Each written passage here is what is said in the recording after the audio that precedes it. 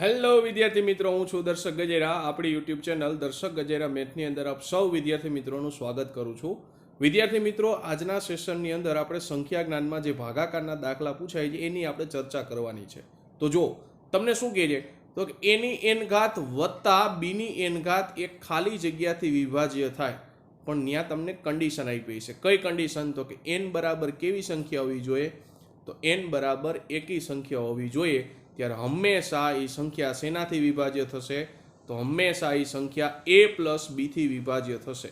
બરાબર છે? એની એન ઘાત વત્તા બીની એન ઘાત એ હંમેશા a પ્લસ બીથી વિભાજ્ય થશે. પણ ક્યારે? તો એન બરાબર એકી સંખ્યા હોય ને ત્યારે. જો આપણે ચેક કરીએ કે ખરેખર થાય છે કે નહીં, તો જો એનની જગ્યાએ એકી સંખ્યા લેવાની છે એટલે એન બરાબર હું લઈશ પહેલી વાર 1. તો જો એનની જગ્યાએ 1 મૂકો તો થશે શું? તો કે જો એની એક ઘાત વત્તા બીની એક ઘાત. હવે એની એક ઘાત એટલે હંમેશા a થાય અને બીની એક ઘાત એટલે હંમેશા b થાય. એટલે સંખ્યાનો જવાબ મને મળ્યો a વત્તા b. એટલે a વત્તા b થી વિભાજ્ય થાય છે. હવે જોજો, હવે હું શું કરું છું? તો કે n બરાબર એકી સંખ્યા એટલે n બરાબર હવે હું લઉં છું 3. બરાબર છે? n બરાબર હવે શું લઉં છું? તો કે 3. એટલે જવાબમાં શું આવશે? તો કે a ની 3 ઘાત વત્તા b ની 3 ઘાત. હવે જો આનું સૂત્ર શું થાય? તો કે a ની 3 ઘાત વત્તા b ની 3 ઘાતનું સાદરૂપ શું થાય? તો કે જવાબમાં આવશે a વત્તા b.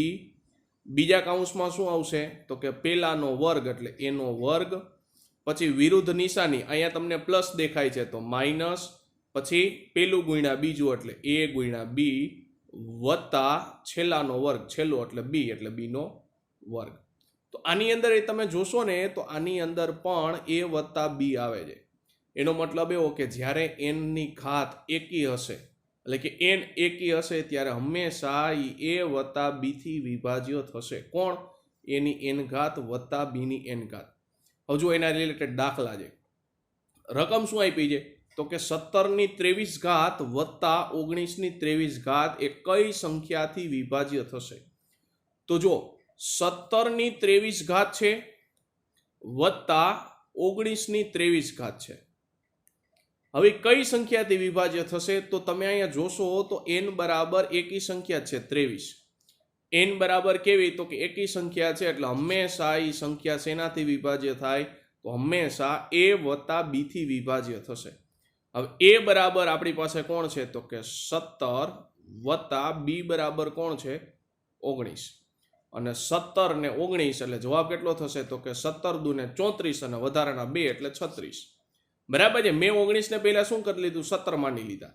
એટલે 17 ગુણ્યા 17 વત્તા 17 અથવા તો 17 ગુણ્યા 2 એટલે 34 અને 19 કરવા હતા એટલે મેં 2 ઉમેર્યા એટલે 34 ને 2 36. બરાબર છે? ચાલો, તો 36 થી વિભાજ્ય થશે અને 36 ઓપ્શનમાં કયા ઓપ્શનમાં દેખાય છે? તો કે 36 છે ઓપ્શન નંબર સી ની અંદર દેખાય છે. તો આપણો સાચો આન્સર શું થશે? Option number C.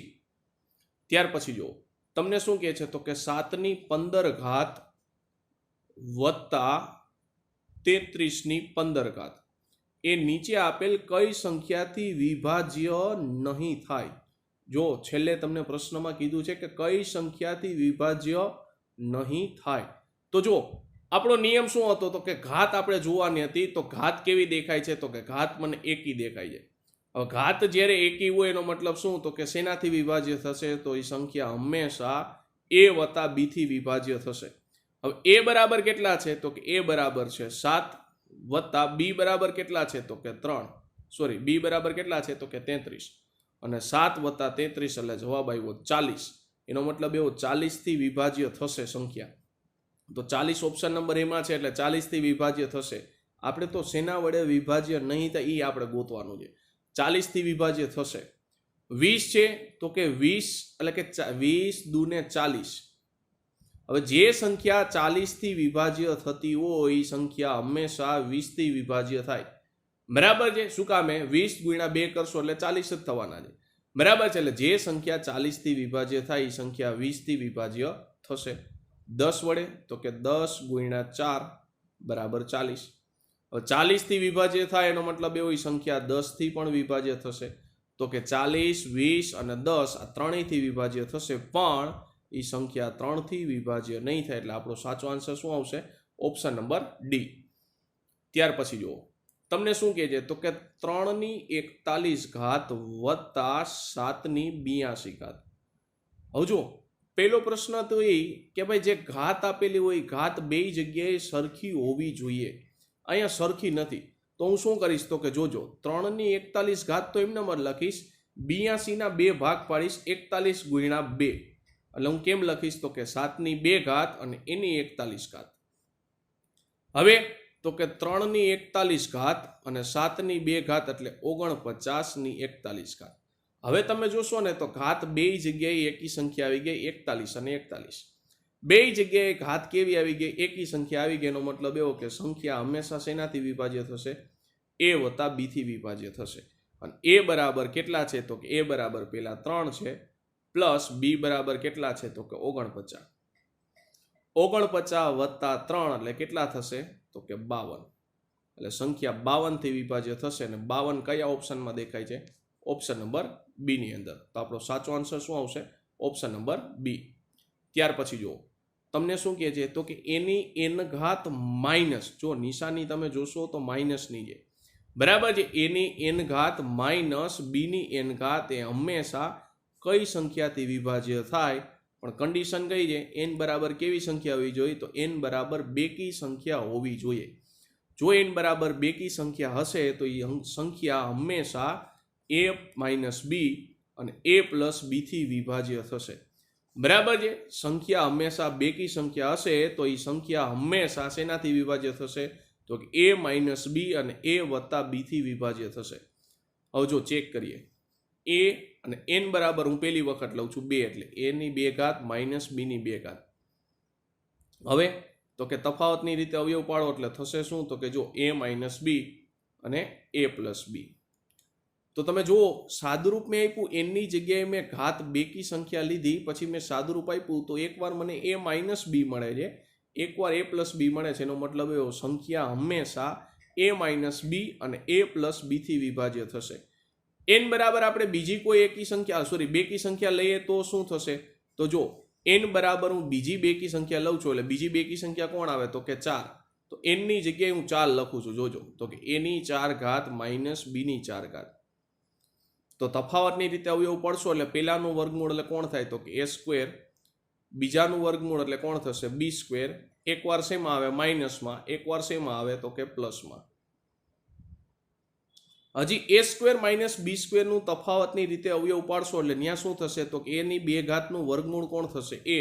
b ની 2 ઘાતનું વર્ગમૂળ b. એકવાર શેમાં આવશે તો કે માઇનસમાં, એકવાર શેમાં આવશે તો કે પ્લસમાં. આના અવયવ ન પડે એટલે એમનું એમ, એટલે કે a square plus b square. તો જો આનું તમે સાદુરૂપ આપ્યું તો સાદુરૂપની અંદર a માઇનસ બી અને a પ્લસ બી આવે છે.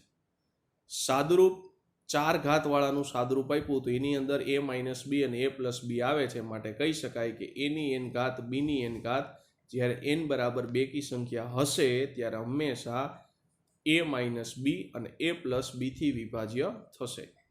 ત્યાર પછી જુઓ એની n ઘાત માઇનસ બી ની n ઘાત. જો આગળના સ્ટેપની અંદર એ જ છે, એની n ઘાત માઇનસ બી ની n ઘાત, પણ કન્ડિશન અલગ હતી. અહીંયા જુઓ શું કન્ડિશન છે તો કે એની n ઘાત માઇનસ બી ની n ઘાત એ હંમેશા કઈ સંખ્યાથી વિભાજ્ય થશે? તો કે કાં તો n બરાબર એકી સંખ્યા હોવી જોઈએ, કાં તો બેકી સંખ્યા હોવી જોઈએ, અથવા તો કોઈ પણ પ્રાકૃતિક સંખ્યા હોવી જોઈએ, બરાબર છે. તો હંમેશા એ સંખ્યા શેનાથી વિભાજ્ય થશે? a માઇનસ બી થી વિભાજ્ય થશે. જો આપણે ચેક કરીએ, n બરાબર હું પહેલા 1 લઉં છું એટલે એની 1 ઘાત માઇનસ બી ની 1 ઘાત. હવે એની 1 ઘાત એટલે શું થાય? a. બી ની 1 ઘાત એટલે થશે શું? b. હવે માની લ્યો કે n બરાબર 2 લખું છું એટલે એની 2 ઘાત માઇનસ બી ની 2 ઘાત. હવે તો કે તફાવતની રીતે અવયવ પાડશો એટલે a ની 2 ઘાતનું વર્ગમૂળ a, b ની 2 ઘાતનું વર્ગમૂળ b. એકવાર માઇનસમાં એ વસ્તુ, એકવાર શેમાં આવશે? પ્લસમાં. તો જો પેલા બે કેસની અંદર જોશો તો a માઇનસ બી તમને કોમન દેખાય છે. એટલે ઘાત તમે એકી લ્યો, 1 એટલે એકી સંખ્યા છે, 2 એટલે બેકી સંખ્યા છે. ઘાત તમે એકી લ્યો કે બેકી ઘાત લ્યો એમાં કોઈ ફેરફાર નહીં થાય. જવાબમાં તમને કોમન કોણ દેખાશે? a માઇનસ બી તમને કોમન દેખાશે. એટલે એની n ઘાત હોય, બીની n ઘાત હોય, હંમેશા a માઇનસ બી થી વિભાજ્ય થશે. n બરાબર કોણ હોવું જોઈએ? એકી સંખ્યા અથવા તો બેકી સંખ્યા અથવા તો કોઈ પણ પ્રાકૃતિક સંખ્યા હોવી જોઈએ. ત્યાર પછી જુઓ તમને શું કહે છે તો કે એની એન ઘાત માઇનસ બીની એન ઘાત. જો પાછું એ જ વસ્તુ છે, એની એન ઘાત માઇનસ બીની એન ઘાત, પણ અહીંયા તમને શું કીધું છે તો કે એની એક્સ ઘાત માઇનસ બીની એક્સ ઘાતથી વિભાજ્ય થાય. પણ ક્યારે? તો કે એક્સ કોણ હોવો જોઈએ? એનનો અવયવ હોવો જોઈએ. એટલે જે ઘાત છે એનો અવયવ હોવો જોઈએ. કોણ? તો કે જે આ તમને એની એક્સ ઘાત માઇનસ બીની એક્સ ઘાત દેખાય છે ને, એ એક્સ છે એ કોણ હોવું જોઈએ? તો કે જે ઘાત એટલે એન તમે અહીં લખ્યું છે બરાબર, એન નો કોણ હોવો જોઈએ? અવયવ હોવો જોઈએ. જો એના રિલેટેડ ઉદાહરણ એટલે આપણને વધારે ક્લિયર થાય. જો તમને શું કહે છે તો કે એક્સ ની 16 ઘાત માઇનસ વાય ની 16 ઘાત. એક્સ ની 16 ઘાત માઇનસ વાય ની 16 ઘાત તમને આપ્યું એટલે એન બરાબર તમને મળી ગઈ. એન બરાબર કેટલા છે તો કે 16. હવે 16 ના અવયવ કોણ થાય તો કે 16 જે 1 ના ઘડિયામાં આવે, 2 ના ઘડિયામાં આવે, 4 ના ઘડિયામાં આવે, પછી 8 ના ઘડિયામાં આવે, પછી ડાયરેક્ટ 16 ના ઘડિયામાં આવે. તો 16 ના અવયવ કોણ થયા તો કે 1, 2, 4, 8 અને 16. તો જો હવે ઓપ્શન ચેક કરતા જાઓ. ઓપ્શનની અંદર આ અવયવ આવવા જોઈએ એટલે એનાથી વિભાજ્ય થશે. બાકીના ઓપ્શન હશે એની અંદર વિભાજ્ય થશે નહીં. તો જો પેલા ઓપ્શનની અંદર તમને 2 ઘાત દેખાય છે, તો 16 ના અવયવની અંદર 2 આવે છે માટે કહી શકાય કે એના વડે વિભાજ્ય થશે. પછી બીજા ઓપ્શનની અંદર તમને 4 દેખાય છે, તો 16 ના ઘડિયામાં 4 એનો અવયવ છે 16 નો, માટે એના વડે પણ વિભાજ્ય થશે. પછી ઘાત દેખાય છે 8 એટલે 16 ના અવયવમાં 8 પણ આવે છે માટે એના વડે વિભાજ્ય થશે. તો સાચો ઓપ્શન કોણ આવશે? ઓપ્શન નંબર ડી, આપેલા તમામ. આવા પ્રશ્નની અંદર તમારે ધ્યાન શું રાખવાનું તો કે જે ઘાત છે એના અવયવ લખી નાખો. ઘાતના અવયવ તમારે લખી નાખવાના, પછી ઓપ્શનમાં ચેક કરતું જવાનું. જો અવયવ આવે તો એના વડે વિભાજ્ય થશે, અવયવ ન આવે તો એ સંખ્યા વડે વિભાજ્ય થશે નહીં. જો બીજો પ્રશ્ન તમને શું કહે છે તો કે એક્સ ની 18 ઘાત માઇનસ વાય ની 18 ઘાત. તો 18 ના અવયવ લખો. કોણ થશે તો કે 18 ના 1 ના ઘડિયામાં પણ 18 આવશે, પછી 2 ના ઘડિયામાં પણ 18 આવશે, 3 ના ઘડિયામાં 18 આવશે, પછી ડાયરેક્ટ કોના ઘડિયામાં આવશે? 6 ના ઘડિયામાં, પછી 9 ના ઘડિયામાં, અને પછી 18 ના ઘડિયામાં 18 આવશે. બરાબર છે. તો હવે જુઓ હવે શું થશે તો કે પહેલો ઓપ્શન જુઓ. પહેલા ઓપ્શનની અંદર તમને ઘાત 2 દેખાય છે, તો 18 નો અવયવ 2 છે માટે કહી શકાય કે એના વડે વિભાજ્ય થશે. બીજા ઓપ્શનની અંદર ઘાત તમને 3 દેખાય છે, તો 18 નો અવયવ 3 છે માટે એના વડે પણ વિભાજ્ય થશે. ત્રીજા ઓપ્શનની અંદર કાંઈ ઘાત નથી, તો જ્યારે વિદ્યાર્થી મિત્રો એક પણ ઘાત ન હોય ત્યારે માની લેવું ઉપર હંમેશા એક ઘાત તો હશે ને હશે, પણ આપણે એક લખતા નથી. તો એક છે એ પણ 18 નો અવયવ છે માટે એના વડે પણ વિભાજ્ય થશે. તો આપણો સાચો આન્સર શું આવશે? ઓપ્શન નંબર ડી, આપેલા તમામ. ત્યાર પછી જુઓ ભાગાકારની થોડીક આપણે સામાન્ય સમજ મેળવીએ. બરાબર છે. તો જો હું રકમ પણ લખતો જાઉં છું, સાથે સાથે એનો ખ્યાલ પણ મેળવતા જાય. જો મેં રકમમાં લખું છું અહીંયા 31 અને અહીંયા લખું છું 2. તો જો આપણે જે અંદરની રકમ છે એ અંદરની રકમને શું કહેવાય? તો અંદરની રકમને ભાજ્ય કહેવાય. એટલે મેં અહીંયા અંદર લખ્યા છે 31, કે જેને આપણે શેના તરીકે ઓળખીએ છીએ? તો જેને આપણે ભાજ્ય તરીકે ઓળખીએ છીએ. બરાબર છે. જેના વડે તમે ભાગો છો, જેના વડે તમે રકમને ભાગો છો એને કહેવાય ભાજક. એટલે આપણી પાસે ભાજક કોણ છે? તો કે ભાજક મારી પાસે છે 2. બરાબર છે. મેઇન જે આપણી રકમ છે એ રકમને કહેવાય ભાજ્ય. જેના વડે તમે ભાગો છો એ રકમને કહેવાય ભાજક. બરાબર છે. હવે શું કરીશ તો કે 2 નો ઘડિયો બોલીશ એટલે કે 2 એકુ 2, જવાબ આવશે 1, ઉપરથી ઉતારશે 1, 2 પંચાને 10, જવાબ આવશે 1. તો જે મને અહીંયા ઉપર ભાગ ચલાવેલું જે મને વસ્તુ મળી છે એ ભાગ ચલાવેલી વસ્તુને શું કહેવાય? ભાગફળ કહેવાય. એટલે ભાગફળ કેટલું છે? 15, અને છેલ્લે જે જવાબ બચેલો મળે છે એ જવાબને કહેવાય શેષ. બરાબર છે. જે આપણી મેઇન રકમ છે એને કહેવાય ભાજ્ય, જેના વડે તમે ભાગો છો એને કહેવાય ભાજક. બરાબર. ઉપરની બાજુએ જે તમને મળે છે એને કહેવાય ભાગફળ, અને છેલ્લે જે વસ્તુ બચે છે એને કહેવાય શેષ. તો આપણી પાસે ભાજ્ય કેટલું છે? તો ભાજ્ય છે મારી પાસે 31. ભાજક કેટલો છે? તો કે ભાજક છે 2. ભાગફળ કેટલું મળ્યું? તો કે 15, અને શેષ એટલે બચેલી આઈટમ કેટલી હતી? તો કે 1. તો આના ઉપર તેનું સૂત્ર યાદ રાખજો. સૂત્ર શું છે? તો કે ભાજ્ય બરાબર ભાગફળ ગુણ્યા ભાજક. ભાજ્ય બરાબર ભાગફળ ગુણ્યા ભાજક વત્તા શેષ. હવે જો આપણે ચેક કરીએ કે ભાજ્ય જે આપણે લીધું હતું 31 એ આવી જાય છે કે નહીં, તો ભાગફળ કેટલું હતું, તો કે ભાગફળ મારી પાસે હતું 15, તો ભાગફળની જગ્યાએ હું મૂકીશ 15, પછી ગુણ્યાના ગુણાકાર, બરાબર. પછી ભાજક એટલે શેના વડે ભાગતા હતા, તો કે હું 2 વડે ભાગતો હતો, એટલે ગુણ્યા 2 ના 2, અને શેષ એટલે બચેલી આઈટમ કોણ હતી, તો કે 1. હવે એનો ગુણાકાર કરો, કેટલા થશે, તો કે 15 ગુણ્યા 2 એટલે 30 થશે, વત્તા 1, અને 30 વત્તા 1 એટલે 31. તો ભાજ્ય કેટલું હતું, તો મારી પાસે ભાજ્ય 31 જ હતું, બરાબર. ભાજ્ય કેટલું હતું, તો ભાજ્ય મારી પાસે 31 હતું. એટલે આ સૂત્ર યાદ રાખી લેજો કે ભાજ્ય બરાબર ભાગફળ ગુણ્યા ભાજક વત્તા શેષ. હવે જો એના રિલેટેડ દાખલાની ચર્ચા કરીએ તો તમને શું કહે છે, તો કે ભાગાકારના પ્રશ્નમાં ભાજક ભાગફળનો 12 ગણો છે. તો જે વસ્તુ આપેલી છે એને લખો. મને શું કહે છે, તો કે ભાજક છે ઇકોનો 12 ગણો છે, તો કે ભાગફળ છે, ભાગફળનો કેટલા ગણો છે, તો કે 12 ગણો છે. હવે આગળ વાંચો. અને શેષનો કેટલા ગણો છે, 5 ગણો. અને એટલે કોની વાત કરે છે, ભાજકની વાત કરે છે. તો અહીં લખું છું કે ભાજક ઇકોનો છે, તો કે શેષ છે, એ શેષનો કેટલા ગણો છે, તો કે 5 ગણો છે. તો તમને એવું કીધું છે કે શેષ 48 હોય, બરાબર છે. શેષ કેટલી કીધી છે, તો કે મારી પાસે શેષ છે 48. તો ભાજ્ય શું થાય? હવે ભાજ્યનું સૂત્ર છે ભાજ્ય બરાબર ભાગફળ ગુણ્યા ભાજક. હવે શેષ મારી પાસે જે 48 એ તો મને ખબર છે, મારે ભાગફળ અને ભાજક જોશે. તો જો મને બે કન્ડિશન આપી છે, એને દાખલાથી સોલ્વ કરવાની છે. તો જો મને શેષ આપી છે 48, એટલે અહીંયા હું શેષ મૂકી દઈશ, એટલે 48 ના 48 ગુણ્યા 5. આ કોણ છે, તો કે ભાજક. હવે ભાજક 48 ગુણ્યા મારે કેટલા કરવાના, 5. હવે જો વિદ્યાર્થી મિત્રો 48 ગુણ્યા 5 ન કરવા હોય તો હવે હું શું કરીશ, તો જોજો 48 ગુણ્યા 5 અહીંયા ગુણ્યા 2 કરીશ, એટલે 10 થઈ જાય, એટલે 10 નું પાછળ 0 લગાવી શકીશ અને ભાગ્યા 2 કરી નાખીશ, કારણ કે ગુણ્યા 2 મફતના આપણે લખી ન શકીએ, બરાબર છે. હવે જો આ છેદ ઉડાડ નાખો, એટલે જવાબ આવશે 24, અને 5 ગુણ્યા 2 એટલે જવાબ થઈ જશે 10, એટલે જવાબ આવશે 240. હવે જો ભાજક મને મળી ગયો, ભાજક કેટલો મળ્યો, 240. બાકી તમે 48 ગુણ્યા 5 લખી શકો, બરાબર છે, એમાં કોઈ પ્રોબ્લેમ નથી. હવે ભાજક મને મળી ગયો 240. હવે ભાજક મળી ગયો એટલે અહીંયા હું ભાજકની કિંમત મૂકી દઈશ 240. જોજો ભાજક બરાબર શું હતું, ભાજક બરાબર ભાગફળ ગુણ્યા 12 છે.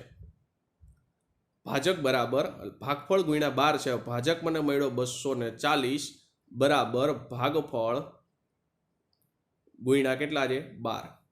હવે ભાગફળ જોતું હોય તો 12 ક્યાં જશે, તો કે 12 સામેની બાજુ ભાગાકારમાં જશે, એટલે કે 240 ભાગ્યા 12 બરાબર ભાગફળ. હવે ભાગફળ મને મળી ગયું, છેદ ઉડાડશો તો કે 12 ગુણ્યા 2 એટલે 24, અને 2 અને પાછળ એક 0 છે, એટલે ભાગફળ મને મળી ગયું. ભાગફળ કેટલું મળ્યું, તો કે ભાગફળ મને મળ્યું 20. હવે સૂત્ર શું હતું, તો કે ભાજ્ય બરાબર ભાગફળ. હવે ભાજ્ય જોઈ છે એટલે ભાજ્ય બરાબર ભાગફળ. ભાગફળ કેટલું મળ્યું, તો કે 20 ગુણ્યા ભાજક. ભાજક કેટલું છે, તો કે 240 વત્તા શેષ. શેષ કેટલી હતી, તો કે રકમમાં જ મને શરૂઆતમાં આપી દીધી હતી, કેટલી છે, તો 48. હવે તો કે 20 ગુણ્યા 240 કરવાના છે, એટલે જો 2 0 તો મને દેખાય છે, તો 2 0 દેખાય છે, તો 2 0 ને પહેલા લખી નાખો, અને 24 ગુણ્યા 2 એટલે કેટલા થશે, 48. એટલે 4800 વત્તા 48, અને 4848 માં ઉમેરશો, એટલે 4800 માં 48 ઉમેરશો, એટલે જવાબ આવશે 4848. અને 4848 કયા ઓપ્શનમાં દેખાય છે, તો કે 4848 એ મને ઓપ્શન નંબર બી ની અંદર દેખાય છે. તો આપણો સાચો આન્સર શું આવશે, ઓપ્શન નંબર બી. ત્યાર પછીનો પ્રશ્ન જુઓ, તમને શું કહે છે, તો કે ભાજક ભાગફળનો 25 ગણો છે. તો કે ભાજક ભાગફળ એનો કેટલા ગણો છે, તો કે 25 ગણો છે, એટલે ગુણ્યા 25. પછી શું કહે છે બીજા વાક્યમાં, અને શેષનો 5 ગણો. અને એટલે કોણ, તો કે ભાજક. તો ભાજક શેષનો કેટલા ગણો છે, તો કે શેષનો 5 ગણો છે. હવે શું કહે છે, જો ભાગફળ 16 હોય, એટલે ડાયરેક્ટ હું અહીંયા જ કિંમત મૂકી દઉં છું, ભાગફળ 16 હોય એટલે ભાજક મને શું મળશે, તો કે ભાજક બરાબર 16 ગુણ્યા 25. હવે જો 16 ગુણ્યા 25 છે. હવે 16 ગુણ્યા 25 છે, મારે 25 ને 100 બનાવો એટલે 4 વડે ગુણવા પડશે, તો ભાગ્યા મારે 4 કરવા પડશે. ચોકે ચોકે 16 અને 25 ચોકું 100 એટલે જવાબ આવી જશે 400. એટલે ભાજક મને મળી ગયો. ભાજક કેટલો મળ્યો? તો કે ભાજક મને મળી ગયો 400. કેવી રીતના? તો કે મને ભાગફળ આપી દીધું તું 16, ભાગફળ આપ્યું તું 16 એટલે મેં અહીંયા ભાગફળની જગ્યાએ 16 લખ્યું, ગુણ્યા 25 ના 25 લખ્યા, એટલે 16 ગુણ્યા 25 એટલે જવાબ આવ્યો 400 અને ભાજક મને મળી ગયું કેટલું છે? 400. ચાલો, ભાજક મને મળી ગયું 400. હવે એ ભાજકની કિંમત અહીંયા આપણે મૂકી દઈ, બરાબર છે? તો 400 ના 400 બરાબર શેષ ગુણ્યા 5. 5 સામેની બાજુ શેમાં જશે? તો કે 5 સામેની બાજુ ભાગાકારમાં જશે, એટલે 400 ભાગ્યા 5 બરાબર શેષ, અને છેદ ઉડાડશો તો 8 પંચાને 40, એટલે શેષ મને મળશે કેટલી? તો કે શેષ મને મળશે 80. હવે આપણી પાસે સૂત્ર શું હતું? તો કે સૂત્ર એવું હતું કે ભાજ્ય બરાબર ભાગફળ. ભાગફળ જોવો તો મને રકમમાં કેટલો આપ્યો હતો? ભાગફળ મને રકમમાં આપ્યો તો 16, બરાબર છે? ભાગફળ 16 હતું, ગુણ્યા ભાજક કેટલો છે? તો ભાજક મને મળ્યો કેટલો? તો કે ભાજક મને મળ્યો 400, એટલે ગુણ્યા 400 વત્તા શેષ કેટલી છે? 80. 16 ગુણ્યા 4 એટલે 64, પાછળ ડબલ 0 વત્તા 80. 6400 વત્તા 80 કરશો એટલે જવાબ કોણ આવશે? 64 80. બરાબર છે? ચાલો, કયા ઓપ્શનમાં દેખાય છે? તો કે ઓપ્શન નંબર બી ની અંદર દેખાય છે. ઓપ્શન નંબર બી ની અંદર દેખાય છે. તો સાચો આન્સર શું આવશે? Option number B. તો વિદ્યાર્થી મિત્રો, અહીંયા આપણો સેશન પૂરો કરીએ છીએ. ફરી મળીશું નવા સેશનની સાથે. ત્યાં સુધી વિદ્યાર્થી મિત્રો, જય હિન્દ, ભારત માતા કી જય.